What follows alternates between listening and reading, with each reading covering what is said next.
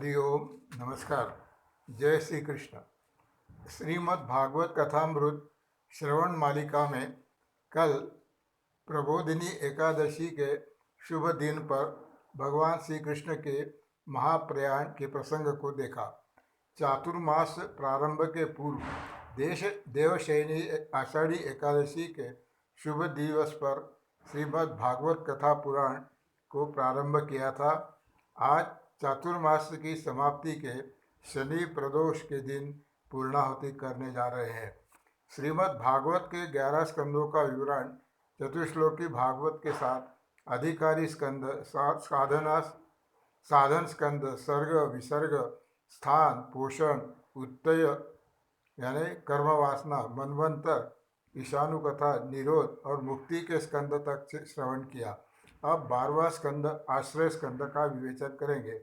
भागवत कथा श्री सुखदेव महाराज राजा परीक्षित को, जिसकी मृत्यु 7 दिन बाद सर्पदंश के शाप से होने वाली है, उसने प्रश्न पूछा था कि अपना कल्याण चाहने वाले मनुष्य को, विशेषतः मरणासन्न मनुष्य को तन मन से कौन सा कार्य करना चाहिए। तब सुखदेव महाराज ने कहा था, जीवन का सबसे बड़ा लाभ यही है कि मरण के समय भगवान का स्वरूप बना रहे। और फिर भागवत कथा का प्रारंभ हुआ था, जिसमें हम 4 माह तक श्री कृष्ण भक्ति रस में का आनंद लेते रहे। अब 12वें स्कंद के पूर्व कल हमने देखा कैसे व्याघ्र दूर से भगवान के कोमल पैर को मृगनयन समझकर बाण मारता है। वह लुब्धक फिर भगवान के पास आता है तो उसे चतुर्भुज नारायण भगवान का दर्शन होता है, जिससे देखकर वो भयभीत हो गया और उनके चरण कमलों पर गिर पड़ा। अज्ञानतावश अपराध हुआ, इसके लिए वो क्षमा मांगने लगा। कहता है, मैं पापी हूँ, मुझे मार डालिए। तब भगवान उसको कहते हैं, तुम्हारी कोई गलती नहीं है, ये तो मेरा ही संकल्प था। और तब भगवान ने उसको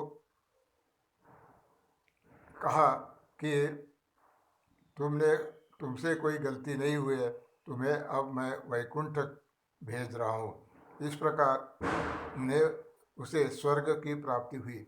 देखो, भगवान ने जिसका वध किया वे सब असुर तो वैकुंठ को प्राप्त हुए ही, परंतु यहाँ तो जो भगवान को मार रहा था उसे भी वैकुंठ स्वर्ग भेजा। ऐसे भगवान की महिमा हम क्या वर्णन करें। उसी समय उनके सारथी, भगवान का सारथी दारुक विमान लेके आता है और भगवान के चरणों पर गिर पड़ता है। अपने स्वामी की यह अवस्था देखकर वह विचलित हो रहा था। देखते देखते भगवान ने वह जो रथ था उसको आकाश में चला गया। भगवान दारुक को कहते हैं, अब तुम द्वारका जाओ, सबको ये समाचार सुनाना। उनको कहना कि द्वारका समुद्र में डूब जाएगी। तुम सब अर्जुन के संरक्षण में इंद्रप्रस्थ चले जाओ। फिर कहते हैं, मेरे भागवत धर्म का आश्रय लेते हुए ज्ञाननिष्ठ होकर तुम अपने स्वरूप में स्थित हो जाओ।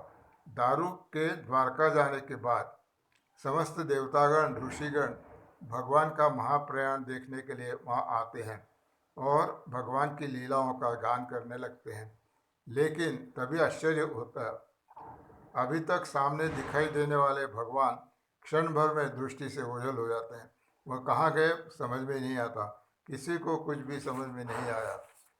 श्री सुखदेव जी महाराज परीक्षित से कहते हैं, इस प्रकार भगवान के सुंदर चरित्र का श्रवण हम जो करते हैं उसे भक्ति प्राप्त होती है, परमहंस की गति प्राप्त होती है। इस प्रसंग के साथ 11 स्कंद पूर्ण होता है। अब 12 स्कंद में राजा परीक्षित सुखजी जी से पूछते हैं कि भगवान अपने धाम चले जाने के बाद क्या होता है, क्या हुआ। तब सुखदेव जी महाराज आगे कहते हैं कि इसके बाद कलियुग आने वाला है, उसका वर्णन करते हैं। कलियुग कितना अधर्म होगा उसका उसमें सब वर्णन है, और हम स्वयं कलियुग में क्या हो रहा है वो हम स्वयं भी देख रहे हैं। इस कलियुग से संसार सागर पार करने का एक ही साधन है और वह है केवल भगवान के नाम का आधार। कलियुग केवल नाम आधारा। बस इसी एक नाम आधार के सहारे, नाम संकीर्तन के सहारे हम ये भवसागर पार कर सकते हैं। सबसे सरल साधन ये है। बाकी त्रेता द्वापर और सतयुग में बहुत कठिन तप, कभी ज्ञान, कभी यज्ञ ये होता था, पर अब अपने यहाँ को केवल नाम साधना करना है। उसके बाद 4 प्रलयों का वर्णन किया गया। 4 प्रलय बताए। एक तो है नित्य प्रलय, एक नैमित्तिक प्रलय, एक प्राकृत प्रलय और एक आत्यंतिक प्रलय। इस प्रकार से ये 4 प्रलय को वर्णन किया। इसके बाद इस स्कंद का समापन करते हुए सुखदेव जी महाराज कहते हैं कि अरे परीक्षित, अब तुम अंतिम बात सुन लो। जो आदमी सोचता है कि मैं मरने वाला हूँ, वह मूढ़मती पशु बुद्धि का है। इस वृत्ति का त्याग कर दो।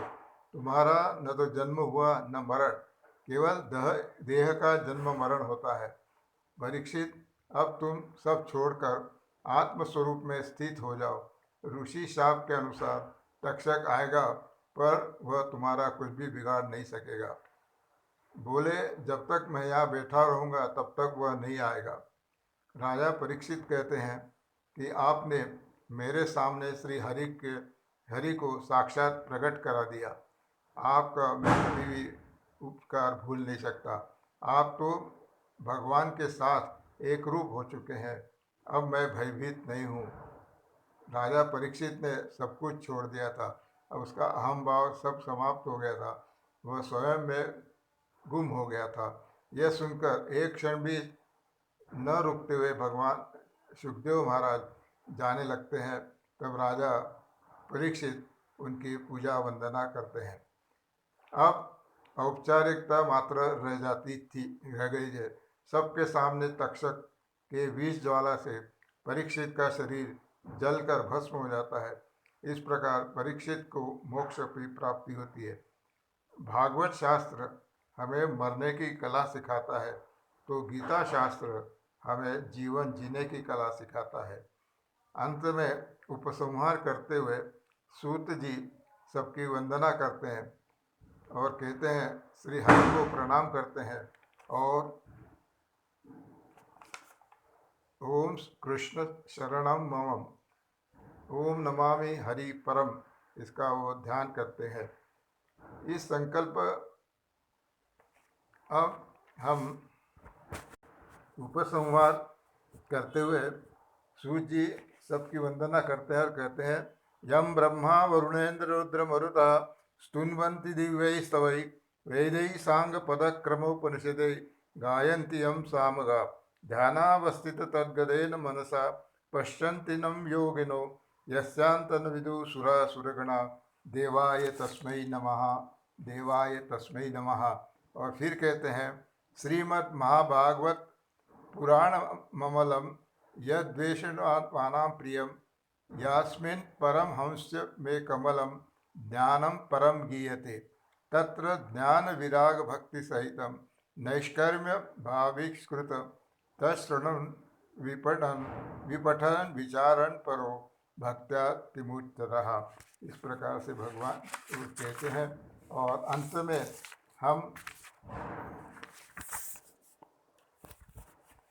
अंत में हम वही श्लोक फिर से दोहराते हैं।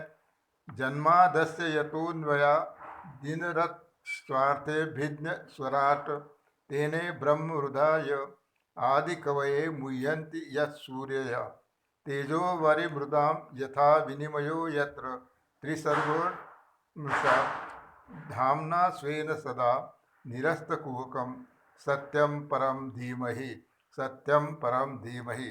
ओम तत्सत। ओम